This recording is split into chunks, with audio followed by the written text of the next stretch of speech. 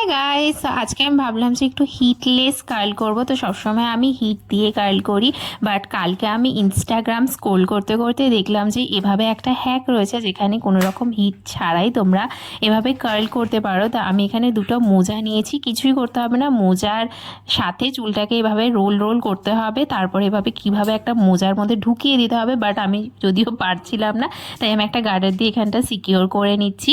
তো আমার এটা করার সময় ফিল হয়েছে যদি তোমাদের অনেক লম্বা লম্বা চুল হয় তাহলে এটা একটু ডিফিকাল্ট করা, বা যদি লম্বা মোজা নিতে পারো তাহলে হয়তো হয়ে যাবে। বাট আমার যতটা সাইজের চুল তাতেই আমার মনে হচ্ছিলো যে একটু কম পড়ছিল, হয়তো আরেকটু টাইট করে করতে হতো, যেটা আমি প্রপারলি করে উঠতে পারছিলাম না।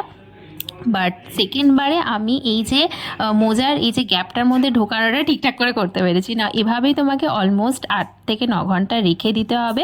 না, 8 থেকে 9 ঘন্টা পর ever is moment of truth. আমি তো দেখে নিয়েছিলাম কীরকম হয়েছিল, বাট তোমাদেরকে একটুখানি দেখাই যে কীরকম হয়েছে। তো ফার্স্টে ওপেন করার পরে তো আমি একটুখানি স্যাটিসফাই ছিলাম, কারণ আমার মনে হচ্ছিলো যে একটু রোল রোল হয়েছিল।